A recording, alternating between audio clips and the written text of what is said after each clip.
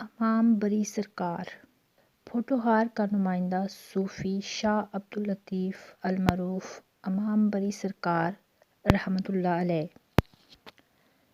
اسلام آباد میں بری امام کا مزار واقع ہے۔ اس عظیم المرتبت صوفی نے 17ویں صدی میں اس شہر کی پیشن گوئی کر دی تھی۔ حضرت عبداللطیف کا شمار بر صغیر کے اہم اور معروف ترین فقہا میں ہوتا ہے۔ انہوں نے خطہ پوٹوہار میں جہالت کے اندھیرے کو دور کرنے کا بیڑا اٹھایا اور رشد و ہدایت کے ذریعے اسلام کا نور پھیلانے میں اہم کردار ادا کیا۔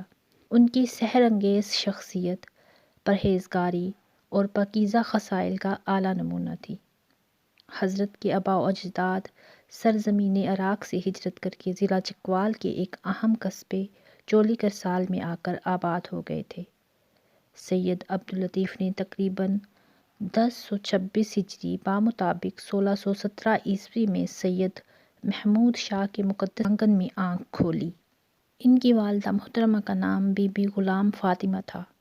وہ نجیب الطرفین سید تھے اور سلسلہ نسب 31 واسطوں سے امیر المومنین حضرت علی کرم اللہ وجہہ سے جا کر ملتا ہے۔ ان کے والد گرامی کا شمار اپنے دور کے مشہور اور جید علماء میں ہوتا تھا۔ عبداللطیف نے اپنے تعلیمی سلسلے کا آغاز اپنے گھر سے پدر بزرگوار کی رہنمائی میں ام الکتاب قرآن حکیم کے مطالعے سے کیا۔ والد محترم کی خواہش تھی کہ ان کا بیٹا پڑھ لکھ کر علم کے آسمان کا درخشاں ستارہ بنے، چنانچہ انہوں نے عبداللطیف کی تعلیم و تربیت میں کوئی کسر اٹھا نہ رکھی، اور یہ ان کی محنت شاقہ کا ہی نتیجہ تھا کہ ہونہار شاگرد نے بچپن ہی سے دینی علوم اور مذہبی امور پر دسترس حاصل کر لی۔ پھر وہ لمحہ آ گیا جب انہوں نے چولی کرسال کی سکونت کا جوا ہمیشہ کے لیے اپنے کندھے سے اتار پھینکا اور افراد خانہ کے ہمراہ آنکھوں میں جہان تازہ کے خواب سجائے موجودہ اسلام آباد کے مرکز آپ پارہ میں آ کر آباد ہو گئے۔ ان دنوں یہ جگہ باغ کلاں کے نام سے جانی جاتی تھی۔ آبادی نہ ہونے کے برابر تھی۔ یہ خطہ خاصہ سرسبز و شاداب تھا اور چشموں کی فراوانی تھی۔ حالات موافق پا کر سید محمود شاہ نے کھیتی باڑی شروع کر دی اور حسب سابق غلہ بانی کے فرائض نوجوان عبداللطیف نے سنبھال لیے۔ وہ مویشی ہانک کر جنگل کی راہ لیتے، اس دوران وہ اپنے آپ کو خدا کی یاد سے کبھی غافل نہ ہونے دیتے۔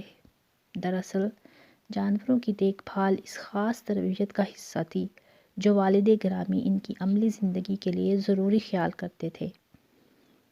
عبداللطیف نے مدرسہ غور گشتی میں معمور اعلیٰ علماء دین کی صحبت میں فقہ، حدیث، منطق، حکمت اور دوسرے مروجہ علوم کی تعلیم حاصل کی اور تیزی سے علمی اور روحانی مدارج طے کیے۔ ان دنوں اسلامی دنیا میں علم کے حصول کی خاطر دور دور تک سفر کرنے کا رواج عام تھا۔ عبداللطیف نے غور گشتی کے مدرسے سے تعلیم مکمل کی تو مزید حصول تعلیم کے لیے کشمیر، بدخشاں، بخارا، مشہد، بغداد اور دمشق کے سفر کا قصد کیا اور اپنے شوق کی تکمیل کے لیے تنہا نکل کھڑے ہوئے۔ انہیں بین الاقوامی جامعات میں مذہبی اسکالروں سے تبادلہ خیال کرنے کا موقع ملا۔ اسی سفر کے دوران انہیں حج کی سعادت بھی نصیب ہوئی۔ ایک طویل سفر کی خاک چھاننے کے بعد جب عبداللطیف کی اپنے وطن میں واپسی ہوئی تو اب وہ پہلے جیسے نوجوان نہیں رہے تھے۔ ان کے چہرے پر علم کا تقین اور گہرے تفکر کی سلوٹیں نمایاں تھیں اور طبیعت میں سمندر کا سا ٹھہراؤ تھا۔ ادھر گھر والوں نے عبداللطیف کو بھی رشتہ ازدواج میں جکڑ دیا۔ آپ کا عقد ضلع ہزارہ کے ایک گاؤں راہی سیدہ میں آباد سادات خاندان کی ایک انتہائی شریف النفس خاتون سے طے پایا۔ آپ کی اکلوتی بیٹی اسی زوجہ محترمہ کے بطن سے تھی۔ وہ بچپن میں ہی اللہ کو پیاری ہو گئیں۔ ابھی بیٹی کی رحلت کو زیادہ عرصہ نہیں گزرا تھا کہ آپ کی زوجہ بھی اس جہان فانی سے کوچ کر گئی۔ خلق خدا کی اصلاح اور خدمت کو اپنا نصب العین قرار دیتے ہوئے انہوں نے باقی ماندہ زندگی کو خدا اور اس کے رسول کے وضع کردہ زرعی اصولوں کا پابند بنانے کا مصمم ارادہ کر لیا۔ اسی عرصے کے دوران آپ کی ملاقات حضرت جمال اللہ حیات المیر المعروف زندہ پیر سے ہوئی۔ پہلی ہی نظر میں انہیں یوں محسوس ہوا کہ جس درِ نایاب کی انہیں تلاش تھی وہ مرشد کامل جمال اللہ کی صورت میں موجود ہے۔ قلبی واردات کے زیر اثر عبداللطیف نے ان سے حجرہ شاہ مقیم میں بیعت کی سعادت حاصل کی، جس سے ان کا دل حقیقی لذت سے سرشار ہو گیا۔ حضرت جمال اللہ سخی حیات المیر المعروف زندہ پیر کا شمار اپنے دور کی بلند پایہ علمی ہستیوں میں ہوتا ہے۔ وہ حضرت غوث اعظم کی اولاد میں سے تھے۔ جمال اللہ حیات المیر کے خلفاء میں حضرت عبداللطیف نمایاں مقام رکھتے تھے۔ امام بری کا لقب بھی آپ ہی کا عطا کرتا ہے اور یہی نام ان کی وجہ شہرت بھی ہے۔ چلہ کشی کے لیے مارگلہ کے سرسبز پہاڑوں میں گھری موزہ لنگر کی خوبصورت وادی کا انتخاب کیا۔ پہاڑوں کے نشیب سے آنے والی ندی نیلا بھوتو کی پرکیف موسیقی آپ پر ایسا سحرطاری کرتی کہ بے خود ہو کر عبادت الہی کی اتھاہ گہرائیوں میں غوطہ زن ہو جاتے۔ چلہ کشی کے مختلف مراحل کے دوران کبھی قلبی واردات کا ایسا غلبہ ہوا کہ سرد پانی کی لہروں میں کھڑے کھڑے کئی پہر بیت گئے اور صدیوں سے بہتا ہوا پانی ماضی اور حال کے تانے بانے کا آئینہ بن جاتا۔ ان دنوں آپ کے مرشد زندہ پیر یا بالا پیر حسن ابدال میں مقیم تھے۔ ان کے کانوں تک جب عبداللطیف کی روحانی مشقت کی خبر پہنچی تو فوراً نیلا بھوتو تشریف لائے اور انہیں ریاضت کے کڑے مراحل سے باہر نکالا۔ علاوہ ازیں نیلا بھوتو میں جا بجا آپ کی چلہ گاہیں زائرین کے ذوق نظر کی تسکین کا باعث ہیں۔ اس بطلِ جلیل کی عبادت و ریاضت کا تذکرہ حضرت میاں محمد بخش نے اپنی مشہور و معروف تصنیف سیف الملوک میں تفصیل سے کیا ہے۔ وہ آپ کی علمیت کے بے حد معترف نظر آتے ہیں۔ پھر عبداللطیف نیلا بھوتو سے باغ کلا واپس آ گئے۔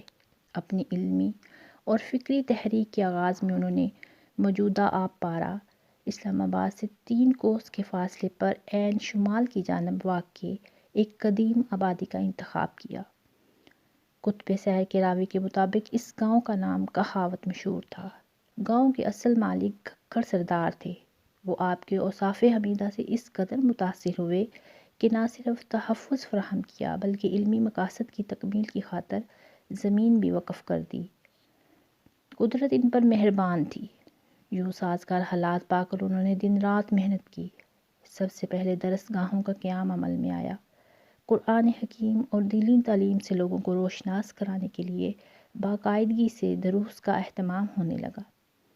رفتہ رفتہ خانقاہیں وجود میں آئیں جن کی تعمیر میں مخیر حضرات نے بڑھ چڑھ کر حصہ لیا۔ علم کے سوتے پھوٹتے ہی اس گاؤں کا نام نور پور کے نام سے مشہور ہو گیا اور آج یہی نام اس کی پہچان ہے۔ عبداللطیف جو اب امام بری کے نام سے پہچانے جاتے تھے، ایک مرتبہ مغل فرمانروا شاہ جہاں کا کسی مہم کے سلسلے میں اس علاقے سے گزر ہوا تو اس کے چند زعماء نے بری امام کے بڑھتے ہوئے اثر و رسوخ کا تذکرہ کچھ اس انداز سے کیا کہ موصوف کے نظریات سے باغیانہ خیالات کا تاثر ابھرا۔ شاہ جہاں درباریوں کے جھانسے میں آ گیا۔ اس نے اپنے بیٹے اورنگزیب عالمگیر کی قیادت میں ایک لشکر روانہ کیا تاکہ اصل حقائق سے پردہ اٹھایا جا سکے۔ اورنگزیب عالمگیر ایک باریک بین اور زیرک انسان تھا اور لوگوں کو پرکھنے کا ہنر جانتا تھا۔ وہ نور پور پہنچ کر سیدھا بری سرکار کی خدمت میں حاضر ہوا۔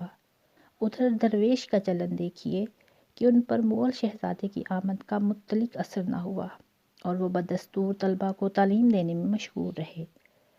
درس سے فارغ ہونے کے بعد انہوں نے اورنگزیب عالمگیر کو شرف ملاقات بخشا اور اس سے اسلامی اقدار اور احکامات کی افادیت پر سیر حاصل بحث کی۔ اورنگزیب عالمگیر پر ان کی باتوں کا گہرا اثر ہوا اور وہ امام کے ارادت مندوں میں شامل ہو گیا اور جب وہ یہاں سے لوٹا تو اس کی دنیا بدل چکی تھی۔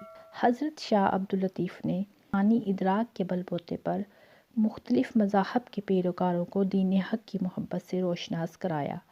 یہ ان کے باطنی عرفان کا ہی کمال تھا کہ مضافات کے لوگ اسلام کی آفاقی مکتب میں داخل ہو کر ایمان کی دولت سے مالا مال ہوئے۔